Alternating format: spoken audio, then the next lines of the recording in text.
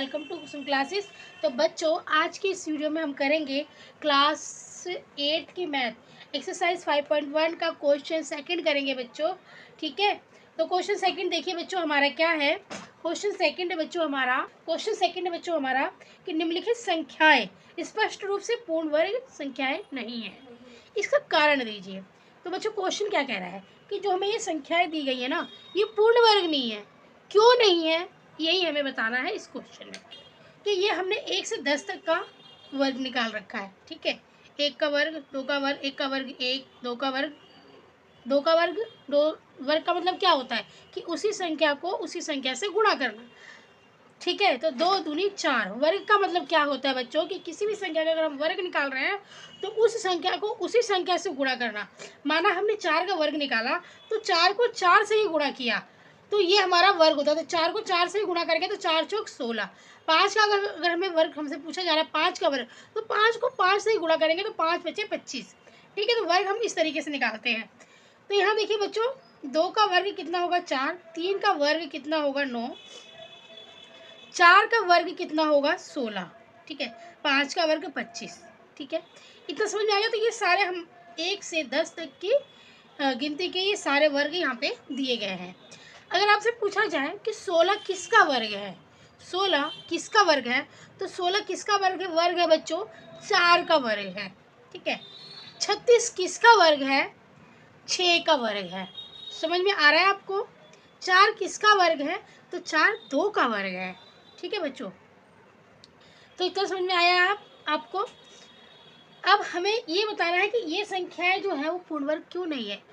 तो बच्चों, हमें क्या करना है, इसमें इकाई का अंक देखना है।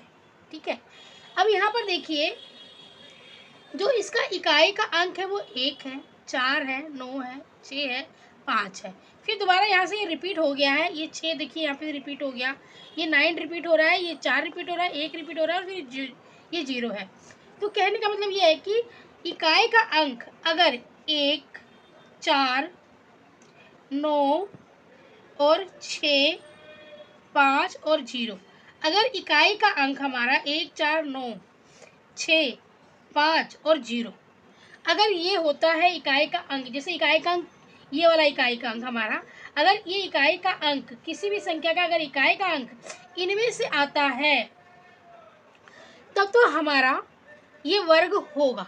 ठीक है, अगर इनमें से हमारी नहीं आता इकाई का अंक, इनमें से कोई संख्या हमारी इकाई का अंक नहीं है तो हमारा वर्ग नहीं होगा। अब एक चीज़ देखिए, इसमें कौन कौन सी संख्या नहीं है बच्चों। इसमें एक तो 2 नहीं है, ठीक है, और एक 3 भी नहीं है, इसमें एक 8 नहीं है, इसमें 2 नहीं है, 3 नहीं है, 8 नहीं है और 7 नहीं है इसमें, है ना, ये संख्या नहीं है। तो देखिए, जो हमारी संख्या दी गई है इसका अगर इकाई का अंक अगर 1, 4, 9, 6, 5, 0 में से कोई भी एक संख्या आता है तब तो ये वर्ग होगा। ठीक है, अगर इनमें से कोई भी एक इकाई का अंक आ जाता है इन संख्याओं में तो ये वर्ग नहीं होगा। ठीक है, एक कंडीशन तो ये है। दूसरी कंडीशन है बच्चों कि अगर इकाई के अंक में ये पीछे अगर विषम 0 आ जाता है तभी भी ये वर्ग नहीं होगा। किसी भी संख्या का विषम 0 मतलब 1 0 या तो 3 0 लास्ट में आ जाए या तो 5 0 आ जाए, विषम 0। ठीक है ना, विषम 0 अगर पीछे विषम 0 आ जाता है तभी भी ये वर्ग नहीं होगा। ठीक है, तो ये चीज़ें आपको याद रखनी है। इसमें 3 चीज़ें आपको याद रखनी है कि वर्ग किस कंडीशन में होगा, वर्ग किस कंडीशन में नहीं होगा। ठीक है, इन दोनों कंडीशनों में वर्ग नहीं होगा।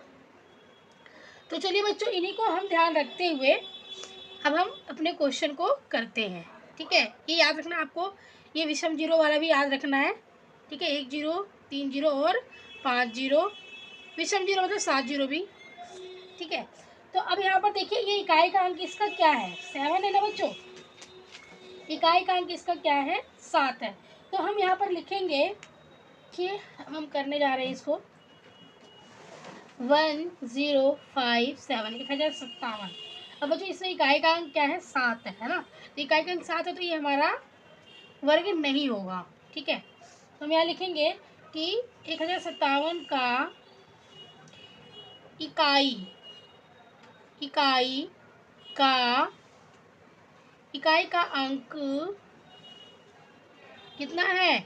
7 है। इकाई का अंक 7 है। अतः यह संख्या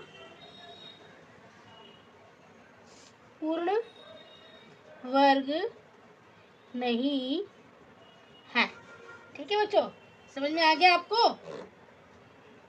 किस कंडीशन में हमारा वर्ग होगा? जब 1 होगा, 4 होगा, 9 होगा, 6 होगा, 5 होगा और 0 होगा। ठीक है, अगर इस ये वाले नंबर है तो तुम्हारा ये होगा वर्ग।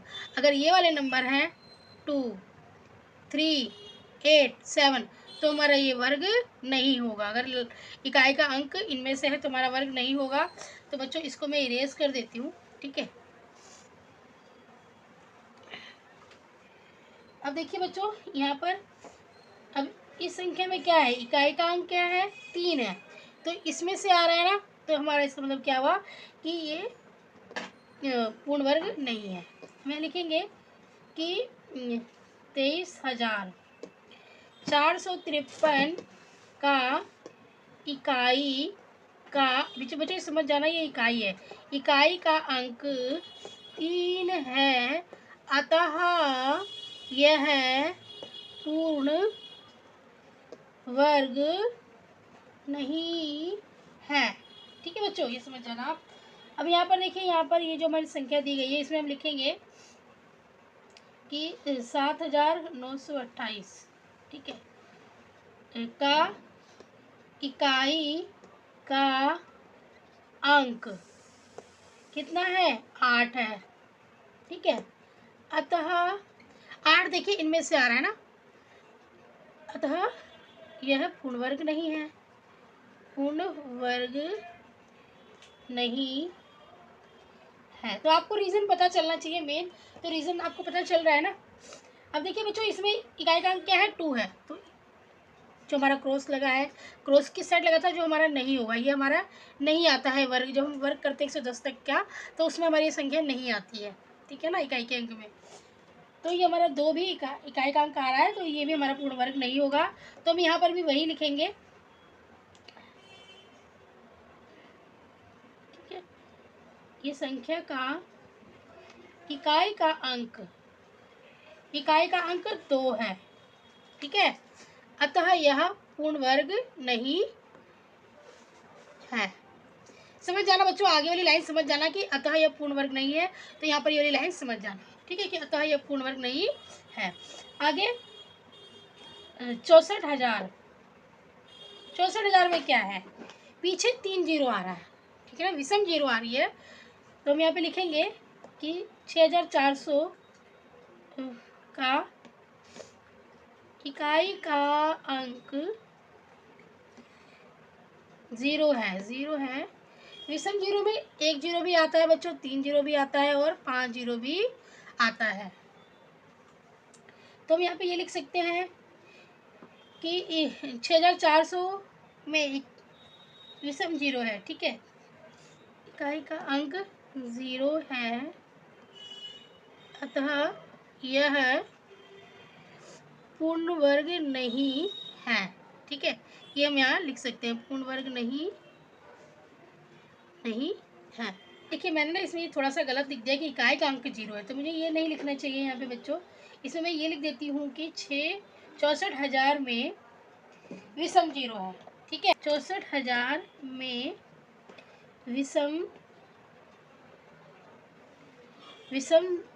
जीरो। ठीक है, विषम शून्य है, विषम शून्य है। ठीक है, अतः यह पूर्ण वर्ग नहीं है। ये आगे आप लाइन लिख देना, अतः यह पूर्ण वर्ग नहीं है। ठीक है बच्चों, क्योंकि विषम शून्य क्यों लिखा मैंने? क्यों, देखिए मैंने पहले लिखा था कि इकाई का अंक में शून्य है, पर मैं ये नहीं लिख सकती, क्योंकि जो हमारा 100 है ना, 2 जीरो, अगर लास्ट में 2 जीरो आता है तो ये हमारा वर्ग होगा। क्योंकि 10 का वर्ग जो होता है बच्चों, वो होता है 10 गुणा 10 बराबर में 100। यहाँ 2 जीरो आ रहा है, तो ये वर्ग है। तो यहाँ पर भी तो इकाई का अंक 0 ही है, तो मैं ये चीज़ नहीं लिख सकती, तो मैंने यहाँ पे विषम शून्य इसीलिए लिखा है, ठीक है, क्योंकि 3 0 आ रहा है यहाँ पे। तो इसका रूल क्या है कि अगर पीछे जो अगर विषम 0 आता है ना, 1 0 या 3 0 5 0 या 7 0, तो हमारा ये वर्ग नहीं होगा, ठीक है। अब देखिए बच्चों, यहाँ पर इकाई का अंक क्या है, 2 आ रहा है, तो ये भी हमारा पूर्ण वर्ग नहीं होगा। तो हम यहाँ पे लिखेंगे 89722 में इकाई का अंक